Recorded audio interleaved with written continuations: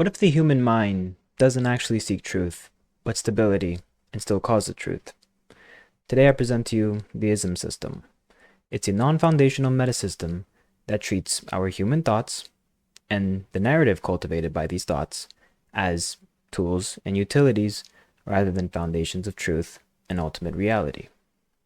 So, three main principles. Non-primacy.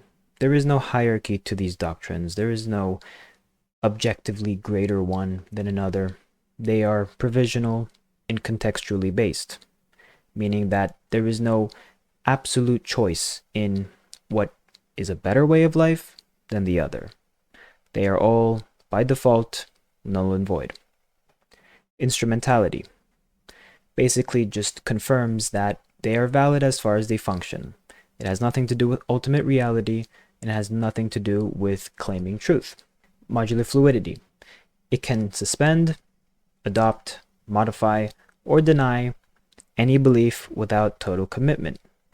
You can take Jewish principles, Islamic principles, Christian principles, Buddhist principles, Hindu principles, any principles that you want from any religion, and just be very eclectic with it. Just combine them together and allow you to choose what you want to believe in without a sense of cosmic weight or existential dread in choosing a wrong choice. So, the implications of ism. Contradictions are tolerable, which corresponds with the paradoxical nature of this reality. No finality. This point is very important because I don't want ism system to become a finality itself, an absolute truth.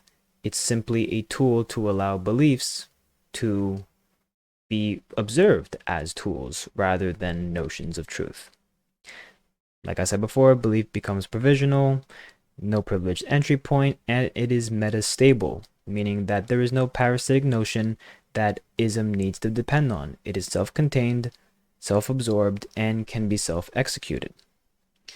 What ism is not. It is not relativism, not nihilism, not skepticism, not hidden ontology, and does not refute metaphysics. However, all of these beliefs fall under ism as tools. So you can be a relativist, you can be a nihilist, a skeptist, whatever you want, however you want it to be. Strengths and weaknesses.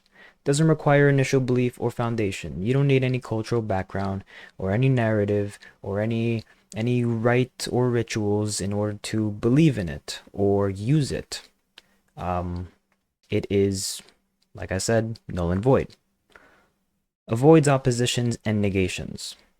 We all know that certain beliefs have certain scriptures that will go against other certain scriptures, and it's just this wishy-washy, flippy-floppy, trying to justify certain cases of whatever.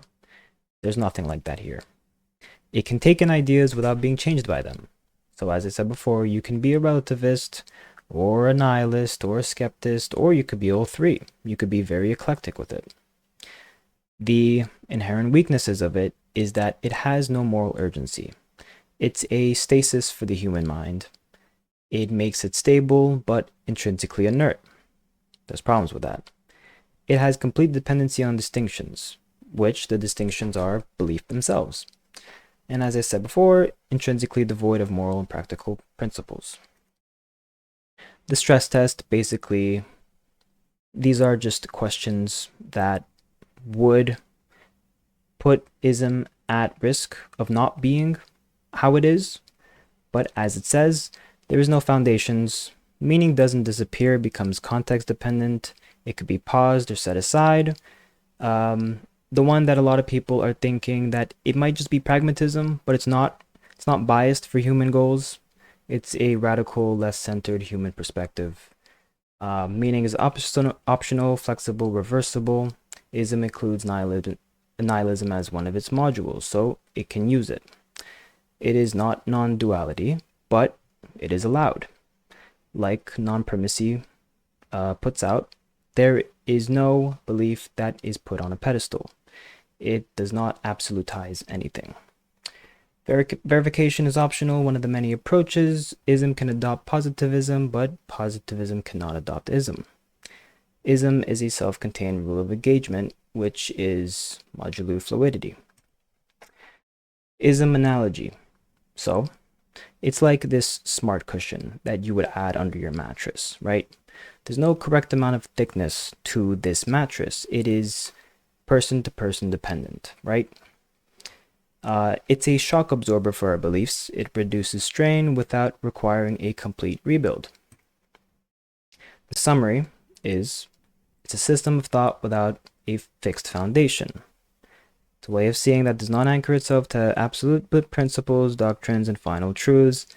It's a meta framework rather than a belief and a perspective shaped by awareness. Now, there's a problem with this, and this is the solution. Volitional irreversibility. This is the conscious choice to understand that by continuously flipping through the beliefs, it can weaken moral urgency. It can weaken one's ability to be decisive. This is a understanding that it preserves agency, meaning, and real consequences, right? You don't just admit that, oh, well, since there is no truth, nothing matters, right? There is real life practical consequences to digging too deep in these thoughts. So this concept helps ism prevent from softening, flattening choice, which can lead to decision paralysis, lack of drive, etc. As I've said, existential commitment worse. It weakens any worldview that needs extreme dedication to function, make moral urgency worse. It gains moral flexibility but loses its intensity. It makes narrative meaning worse. It thins and allows it to be less impactful. Collective action, it complicates actions and refuses totalization. It can make psychological stability worse. Relies on willingness to live with uncertainty, which not everybody has. So, what does volitional irreversibility really do? It allows all options to become self-binding decisions with real consequences. It allows choices that lack permanence to gain significance and intensity through commitment. And yeah, basically it just repeats the same thing. It allows you to be committed and grounded in what you practically believe in. But don't restrain yourself from allowing beliefs to be added or subtracted.